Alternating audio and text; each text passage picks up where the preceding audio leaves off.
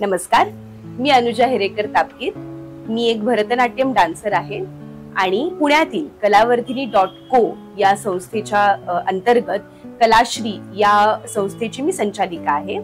मी एक नृत्य शिक्षिका आणि परफॉर्मर म्हणून कार्यरत आहे. ॲज अ डान्सर किंवा नृत्य शिक्षिका म्हणून तुमचं डेली रुटीन काय असतं, तर माझं काय असतं हे मी तुम्हाला सांगते. सकाळी मोस्टली थोडासा exercise is very important to you. तुम्हाला करायला हवा, कारण तुम्हाला डान्सर म्हणून जर पुढे जायचं असेल तर तुम्हाला फिट राहणं हे खूप आवश्यक आहे. त्याच्यानंतर रियाज, प्रॅक्टिस. जेवढं तुम्ही डान्स ना, मी तुम्हाला त्याचं एक एक्झाम्पल देते. डान्स हा नृत्य हे लोणच्यासारखं असतं. ते जितकं मुरेल तितकं ते सुरेख लागतं. म्हणून ते तुम्ही जितकं त्याची प्रॅक्टिस कराल, जितका तुम्ही त्याचा रियाज कराल, तेवढीच तुम्हाला त्याची मजा येईल आणि तेवढं छान तुम्ही ते प्रेझेंट करू शकाल आणि लोकांना शिकवू शकाल. सो दररोज आम्ही माझ्या गुरूंच्या घरी आम्ही प्रॅक्टिससाठी भेटतो. आमचा एक डान्स कोर असा एक ग्रुप आहे जे आम्ही सगळीकडे परफॉर्म करतो. तर अशी लोक आम्ही एकत्र येतो, प्रॅक्टिस करतो, नवीन नवीन प्रोडक्शन्सचा विचार करतो, चर्चा करतो. हे आमचं सकाळचं रुटीन झालं. त्यानंतर दुपार ही वेळ माझ्यासाठी थोडीशी लिजर टाईप, थोडासा फ्री असतो माझ्यासाठी. संध्याकाळी मी क्लासेस घेते. जसं तुम्हाला माहितीये की मी एक नृत्य शिक्षिका आहे, त्याच्यामुळे संध्याकाळच्या वेळात मी डान्स नृत्य शिकवायला जाते. तर आता संध्याकाळची वेळ का बरं? कारण माझे जे स्टुडंट्स आहेत ते सगळे शाळेत जाणारे, मोस्टली तुमच्यासारखेच सगळे शाळेत जाणारी मुलं आहेत. म्हणून मग त्यांना कधीचा वेळ फ्री असतो, तर संध्याकाळचा वेळ फ्री असतो. त्यांची शाळा, त्यांचे ट्युशन्स हे सगळं संपवून ते संध्याकाळी डान्स शिकायला माझ्याकडे येते. तर संध्याकाळच्या वेळात 2-2.5 तास मी क्लास घेते आणि माझ्या मुलांना नृत्य शिक्षण देते. तर सकाळी माझी प्रॅक्टिस, माझा रियाज, आणि संध्याकाळी मी मुलांना नृत्य शिकवते. तर दररोजचं सकाळचा भेटण्याची काय गरज आहे? दररोज रियाज करायची काय गरज आहे? तर मी मगाशीच मेन्शन केले की मी परफॉर्मरही आहे. माझ्यासोबतच्या माझ्या नृत्य भगिनी आहेत, तर त्याही परफॉर्मर आहेत. आम्ही वेगवेगळ्या ठिकाणी परफॉर्म करतो. जेव्हा वेगवेगळ्या डान्स इन्स्टिट्यूट्सना, मोठ्या इन्स्टिट्यूट्सना कळतं की तुम्ही एक परफॉर्मर आहात आणि तुम्ही परफॉर्म करता, तर तेव्हा ते आपल्याला इन्व्हिटेशन देतात की तुम्ही आमच्या इथे येऊन परफॉर्म कराल का, किंवा हा एक इव्हेंट आहे तर तुम्ही तिथे परफॉर्म कराल का. तर आम्हालाही असे इन्व्हिटेशन्स येतात. तर काही एक्झाम्पल्स, काही उदाहरणं द्यायची म्हणाली तर आत्ताच जे 2024 मध्ये जानेवारीमध्ये RD परेड, 26 जानेवारी आपला रिपब्लिक डे असतो. तर त्या दिवशी RD परेड जे होतं, आपल्या प्रधानमंत्रींसमोर, राष्ट्रपतींसमोर झेंडा फडकवला जातो. तर त्या ठिकाणी आम्ही दिल्लीमध्ये कर्तव्य पथावरती परफॉर्म केलं. त्याच्या आधी मुंबईमध्ये NCPA ही एक नावाजलेलं एक स्टेज आहे. तिथे डान्स करणं किंवा तिथे नाटक सादर करणं म्हणजे खूप छान, मस्त, म्हणजे छान ही गोष्ट अशी मानली जाते. तर तिथे आम्ही परफॉर्म केलेला आहे. बेंगलोरमध्ये नर्मदा फेस्टिवल मध्ये आम्ही परफॉर्म केलेला आहे. अशा बऱ्याच ठिकाणी, फक्त महाराष्ट्रात नाही, फक्त पुण्यात नाही, तर पूर्ण देशभरात. आता आम्ही खजुराहो, मध्य प्रदेशलाही जाऊन आलो, तिथेही आम्ही परफॉर्म केलेला आहे. अशा वेगवेगळ्या ठिकाणून तुम्ही जर छान इन्स्टिट्यूट असाल, तुम्ही जर उत्तम डान्स करत असाल, तर तुम्हाला ते स्वतःहून इथे बोलवतात आणि तिथे जाऊन तुम्ही परफॉर्म करू शकता आणि त्याच्या बदल्यात ते तुम्हाला मानधनही देतात. तुमचं ट्रॅव्हलिंग एक्सपेन्स वगैरेही ते बघतात. सो मानधनही मिळतं आणि तुम्हाला एवढ्या मोठ्या स्टेजचा एक्सपिरियन्सही मिळतो. सो अशा ठिकाणी, हे मी तुम्हाला 2-4 एक्झाम्पल सांगितले, पण असे बरेच आहेत. सो अशा ठिकाणी जाऊन तुम्ही तुमचं सादरीकरण करू शकता. मला विचाराल तर स्किल्स पेक्षा, म्हणजे स्किल्स एक भाग झाला, पण तुमच्या स्वभावामध्ये किंवा तुमच्या अंतर्गत काही गोष्टी असल्या पाहिजेत. जर तुम्हाला नृत्य नाही पण कुठलीही कला, परफॉर्मिंग आर्ट्स मधली कुठलीही कला जर तुम्हाला शिकायची असेल, तर एक सगळ्यात महत्वाची गोष्ट तुमच्यामध्ये पाहिजे, ती म्हणजे कन्सिस्टन्सी. कन्सिस्टन्सी म्हणजे काय? तर सातत्य. सातत्य का?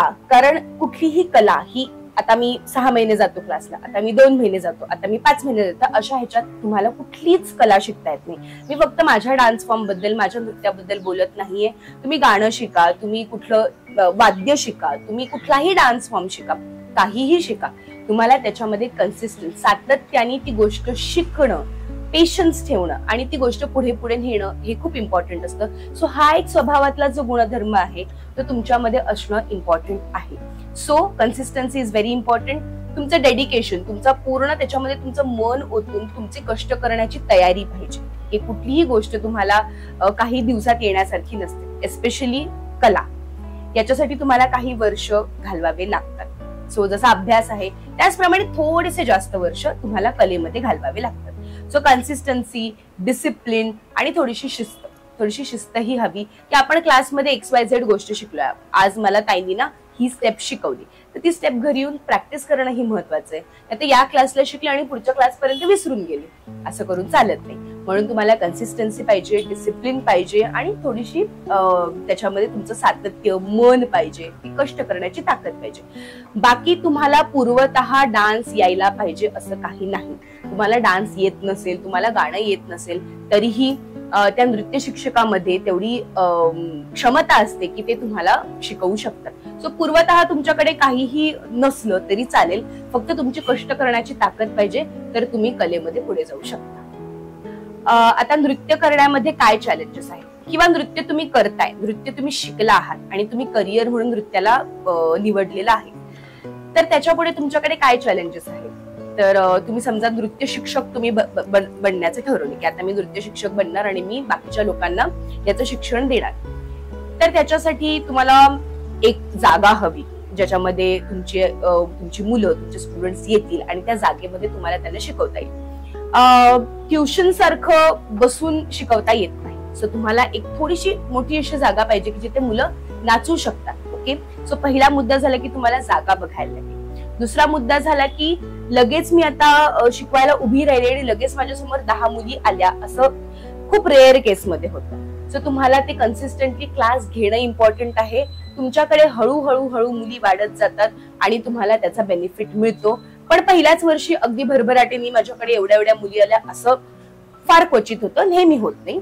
तर तुम्हाला जर नृत्य शिक्षक व्हायचं असेल तर तुम्हाला कन्सिस्टंटली क्लासेस घेणं महत्वाचं आहे आणि हळूहळू तुमच्याकडे स्टुडंट्स वाढतात. त्यानंतर कॉलेजेसमध्ये वगैरे जर तुम्ही शिकवायला गेलात ऍज अ डान्स टीचर म्हणून तुम्ही कॉलेजेसमध्ये शिकवायला गेलात किंवा शाळेमध्ये शिकवायला गेलात, तर शाळेमधल्या वर्गातल्या सगळ्या मुलांना आवड नसते डान्सची. काही मुलं टंगळमंगळ करतात, इकडे तिकडे बघतात, त्यांना काही फार आवड नसते. पण तेव्हा तुम्ही तुमच्या डोक्यावरती बर्फ आणि तोंडामध्ये साखर ठेवावी लागते. शांतपणे गोडीने मुलांना समजावून सांगायला लागतं. 10 मुलांमधले 2 मुलं डान्समध्ये इंटरेस्टेड असतात, पण बाकीच्या 8 मुलांनाही तुम्हाला थोडंसं त्यांची करमणूक करायला लागते. सो हे चॅलेंजेस आहेत जेव्हा तुम्ही शाळेत किंवा कॉलेजेसमध्ये शिकवायला जाता. किंवा काही लोकांना ही गोष्ट बोर वाटते, हे काय तेच करायचं, किती बोर आहे, किती वेळ लागतो ह्याला, आणि मग मला खूप थकायला होतं, मला दमायला होतं. सो असे जेव्हा स्टुडंट्स तुमच्याकडे येतात तेव्हा त्यांचा इंटरेस्ट बिल्टअप करणं आणि त्यांना अजून इंटरेस्टिंग गोष्टी सांगून त्यांची डान्सची अटॅचमेंट ठेवणं, हे एक थोडंसं चॅलेंज तुम्हाला फेस करायला लागतं. पण ते करता करता तुम्हीही शिकता आणि नृत्याचं नवीन पैलू तुम्हालाही समजतात. सो हे काही चॅलेंजेस तुम्हाला नृत्य शिक्षक व्हायचं असेल तर हे चॅलेंजेस थोडेसे फेस करायला लागतात. यामध्ये कुठल्या संधी उपलब्ध आहेत. सो तुम्ही नृत्य शिक्षण घेतलं की जसं मी मगाशीही सांगितलं तसं तुम्ही नृत्य शिक्षक तर तुम्ही होऊच शकता. नृत्य शिक्षक झाल्यावरती तुम्हाला काय काय गोष्टी तुम्हाला फेस करायला लागतील ह्याही मी तुम्हाला सांगितल्या. आणि ऑब्व्हियसली नृत्य शिक्षक म्हणून उभं राहण्यासाठी तुम्हाला कुठल्या ना कुठल्या तरी परीक्षा ह्या द्याव्याच लागतात. जसं की गांधर्वाचा उल्लेख मी केला, किंवा तुम्ही इन्स्टिट्यूटमध्ये डिग्री घेतली तर तसं त्यानंतर तुम्ही नृत्य शिक्षक होऊ शकता. अजून नृत्यामध्ये एक पैलू येतो तो म्हणजे की परफॉर्मर, म्हणजे तुम्ही स्टेजवर लोकांसमोर परफॉर्म करायला थांबता, म्हणजे तुम्ही परफॉर्मर होता. तर परफॉर्मर होण्यासाठी तुम्हाला काय करायला लागतं, तर तुम्हाला मेहनत ही तुमच्या शरीरावर घ्यावी लागते. तुम्हाला तेवढा डान्स करावा लागतो, तुम्हाला रोजच्या रोज प्रॅक्टिस करायला लागते आणि तसं तुम्हाला प्रेझेंटेबल स्टेजवर असावं लागतं. परफॉर्मर असलात तरी खूप ठिकाणहून तुम्हाला इन्व्हिटेशन येतील असं होत नाही. सो तुम्हाला सुरुवातीला एस्टॅब्लिश होण्यासाठी तुम्हाला स्वतःहून काही लोकांना कॉन्टॅक्ट करावा लागतो आणि त्या ठिकाणी जाऊन आपलं इंट्रोडक्शन द्यावं लागतं आणि त्या ठिकाणी जाऊन तुम्ही परफॉर्म करू शकता. सुरुवातीला काही मानधनही मिळत नाही. जोपर्यंत तुम्ही एक चांगले नावाजलेले डान्सर होत नाही तोपर्यंत तुम्हाला छान मानधनही मिळत नाही. पण येस, तुम्ही झालात की मग तुम्हाला उत्तम मानधनही यातून मिळतं. तिसरा पैलू झाला की कोरिओग्राफर. आता तुम्हाला हे आवडेल बऱ्याच लोकांना की कोरिओग्राफर वा छान आहे. तर कोरिओग्राफर होण्यासाठी अगेन क्लासिकल डान्स म्हणजे शास्त्रीय नृत्याचं शिक्षण तुम्ही घेतलं की तुमचा पाया एकदम छान मजबूत होतो, तुमचा बेस क्लिअर होतो आणि तुमचं शरीर असं वळलेलं असतं की तुम्ही दुसरी कुठलीही स्टाईल तुम्ही इझिली अडॅप्ट करता, तुम्हाला इझिली ती करता येते. सो कोरिओग्राफर म्हणून जर तुम्ही चूज केलं तर तुमचा क्लासिकल हा बेस असला पाहिजे. त्याच सोबत तुम्ही कंटेम्पररी, हिप-हॉप, अशा थोड्याशा बॉलिवूड किंवा लावणी या गोष्टींचं थोडं शिक्षण जर तुम्ही घेतलं तर तुमचं अजून त्या फील्ड्समध्ये पण तुम्ही पक्के होऊन जाता आणि मग तुम्ही कोरिओग्राफर म्हणून तुम्ही या क्षेत्रात उतरू शकता. फक्त कोरिओग्राफर म्हणजे आपण फिल्म इंडस्ट्रीचाच विचार नको करायला. आजकाल इव्हेंट मॅनेजमेंट खूप असतं, लग्न असतं, डोहाळे जेवण असतं, बर्थडे पार्टीज असतात. तर ह्या सगळ्या फील्ड मधून पण लोक तुम्हाला कॉन्टॅक्ट करतात आणि त्यांना डान्सेस जर करायचं असेल तर तुमच्याकडनं ते डान्स बसवून घेतात. सो कोरिओग्राफर म्हणून तुम्ही या फील्डचा विचार करू शकता. सो बघा किती गोष्टी झाल्या, परफॉर्मर, डान्स टीचर आणि कोरिओग्राफर. बरं, by the way, dance teacher म्हणून जर तुम्ही निवडलं हे क्षेत्र तर फक्त भारतातच नाही तर गव्हर्नमेंटच्या अंडर अशाही काही पॉलिसीज आहेत की त्या पॉलिसीजना अप्लाय करून तुम्ही भारताबाहेरही जाऊ शकता आणि तिथे आपली संस्कृती भारताबाहेर नेऊन तिथल्या लोकांना ती नृत्यशैली किंवा ती कला तुम्ही बाहेर जाऊनही शिकवू शकता. सो फक्त आपली कला भारतापुरती मर्यादित नाहीये, तर भारताबाहेरही तुम्ही ही पसरवू शकता. धन्यवाद.